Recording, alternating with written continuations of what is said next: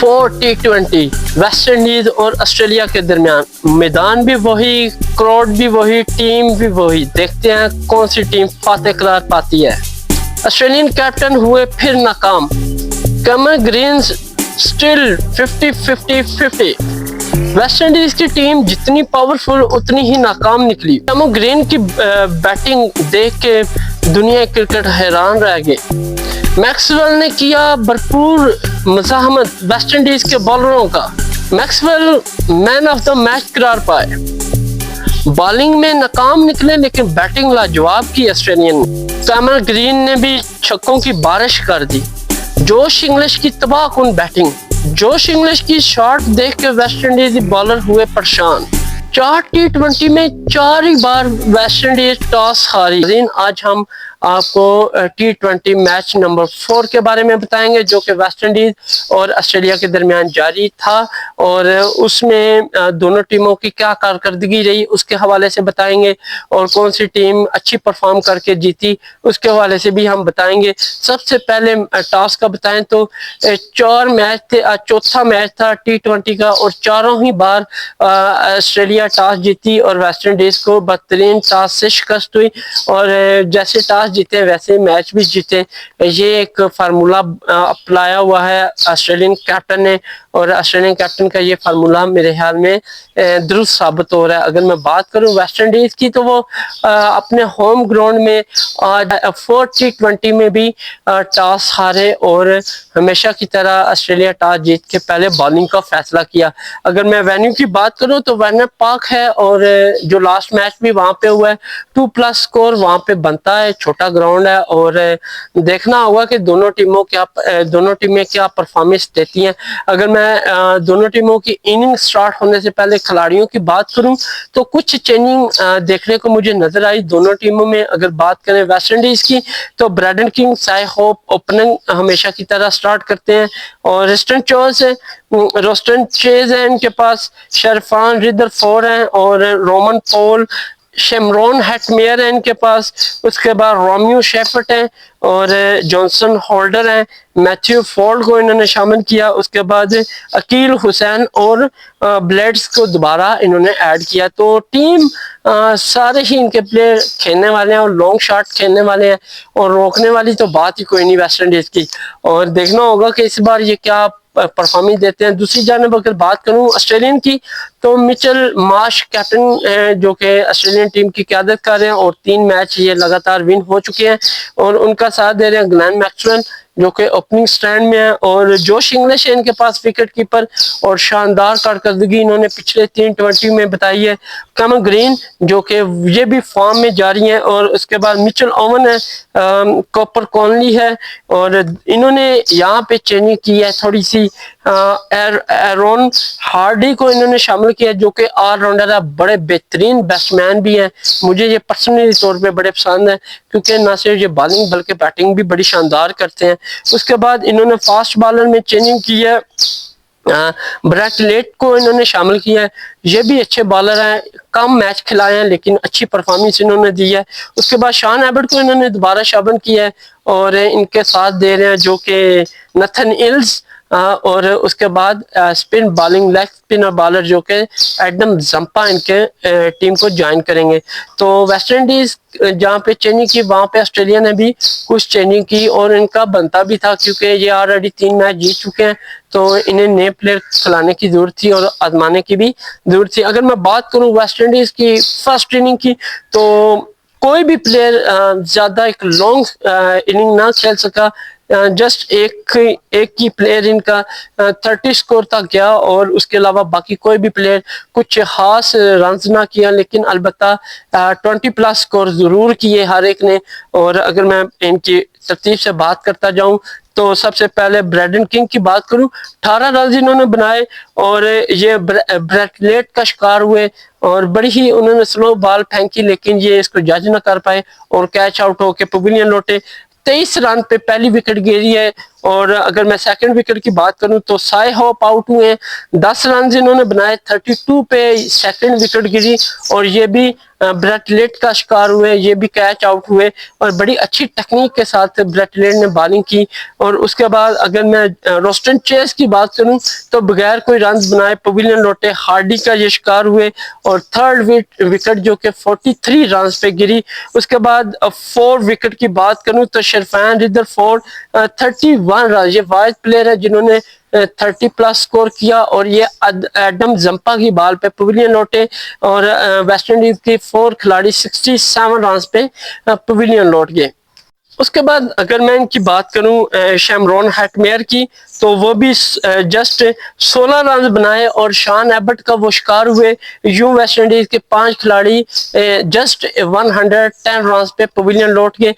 हर player इनका कुछ ना कुछ हिस्सा डाल रहा था लेकिन उस तरह लॉन्ग स्कोर नहीं बना रहा था और मेरे ख्याल में इनको कुछ समझ नहीं आ रही या फिर ये कंफ्यूज है या फिर आते ही इनको हदायत दी गई है कि आते जाओ और शॉट उठाते जाओ और पवेलियन जाते जाओ।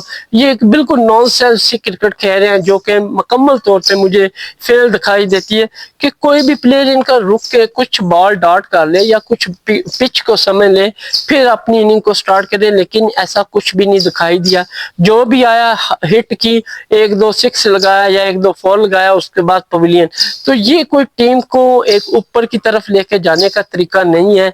यहाँ पे किसी एक को जिम्मेदारी बड़ी लंबी बारी के साथ लेनी होगी, लेकिन ऐसा कुछ भी नजर नहीं आया।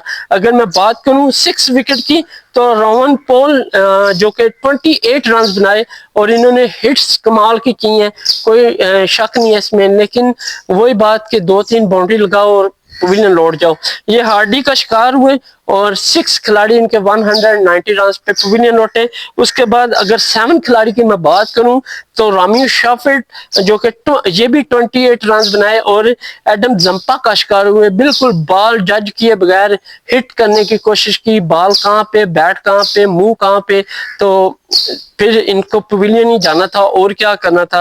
तो यू 7 विकेट 153 रन पे गिर गई और उसके बाद कुछ बॉलरों ने आके कहने की इज्जत रखी वेस्ट इंडीज की टीम की और ये मजामत करके स्कोर को 200 प्लस तक ले गए। अगर मैं बात करूं 8 विकेट की तो 8 विकेट मैथ्यू फोर्ड 15 रन बनाकर शान एबट का शिकार हुए। उसके बाद 9 विकेट की बात करूं तो जॉनसन होल्डर जो कि बॉलर हैं फास्ट, इन्होंने कुछ मजामत की, 26 रन बनाए और एडम जंपा का ये शिकार हुए और यूं 20 ओवर मुकम्मल हो गए। अगर मैं बात करूं क्रीज पे तो अकील हुसैन 16 रन बनाकर नॉट आउट रहे, ब्लैडिस 3 रन बनाकर पवेलियन 3 रन बनाकर नॉट आउट क्रीज पर मौजूद थे।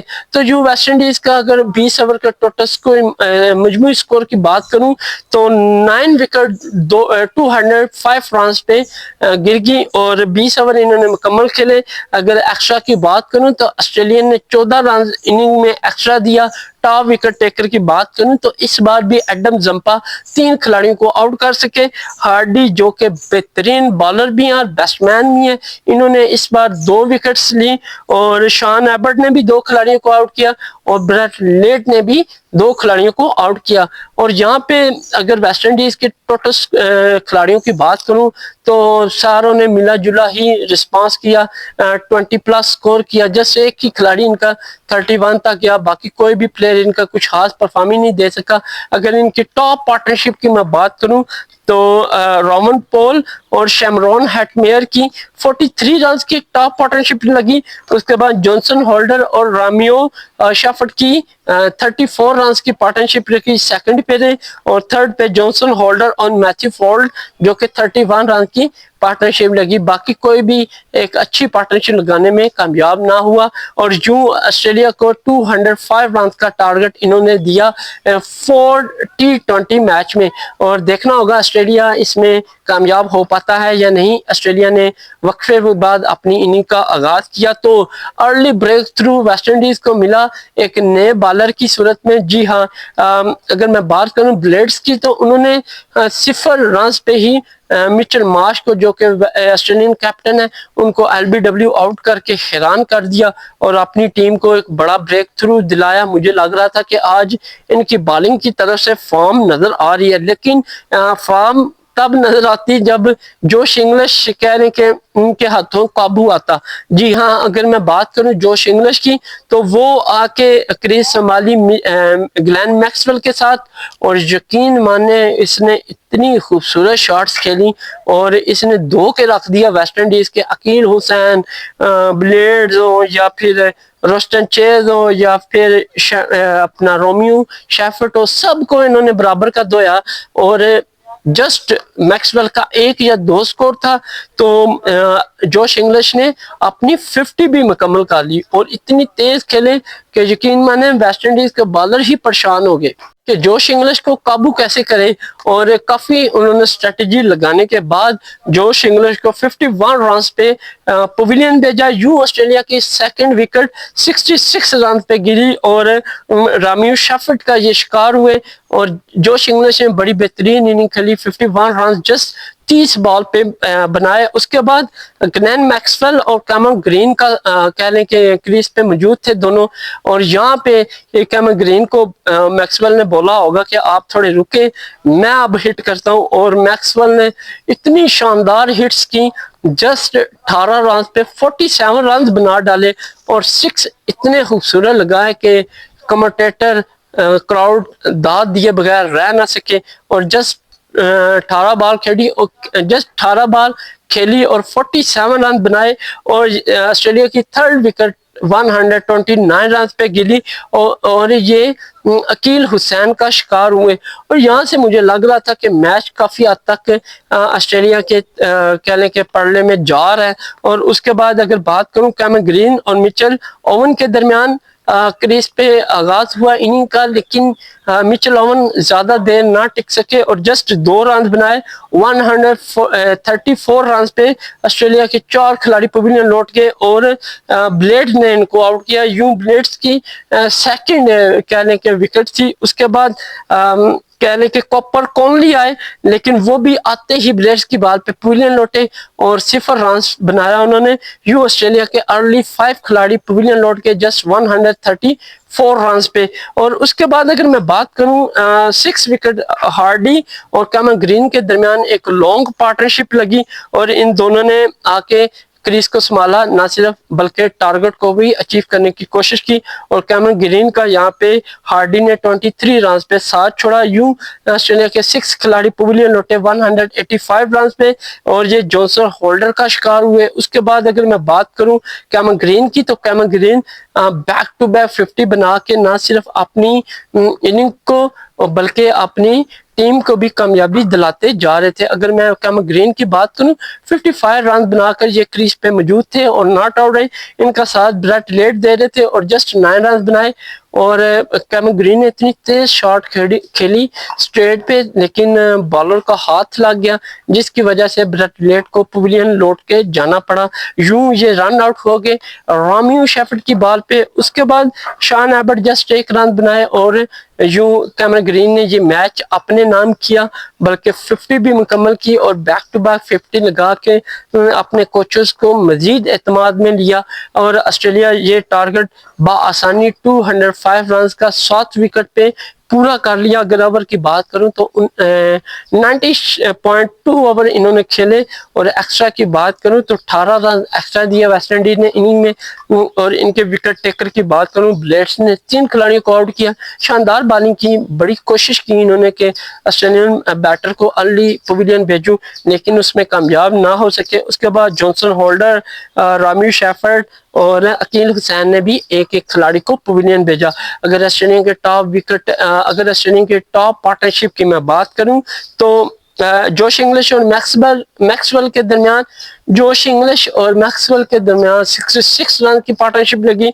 सेकंड की अगर मैं बात करूं तो कैमर ग्रीन मैक्सवेल 63 रन की पार्टनरशिप, और थर्ड पे कैमर ग्रीन और हार्डी 51 रन की पार्टनरशिप दे सके, और इसकी बदौलत बआसानी ये फोर्थ T20 मैच भी ऑस्ट्रेलिया ने अपने नाम कर लिया, और T20 मैच भी ऑस्ट्रेलिया ने अपने नाम कर लिया, और यूं ऑस्ट्रेलिया ने 5 मैचों की सीरीज में 4-0 की बढ़तरी एक क्लियरली हासिल कर ली। मुझे ऐसा लगता है कि वेस्ट इंडीज अब वाइट वॉश की तरफ जाएगी और ये बदतरीन शिकस्त होगी, क्योंकि 5 T20 मैच, अपना ही होम ग्राउंड, अपनी ही विकेट्स, अपना ही क्राउड, लेकिन वो फिर भी जीत नहीं पा रहे।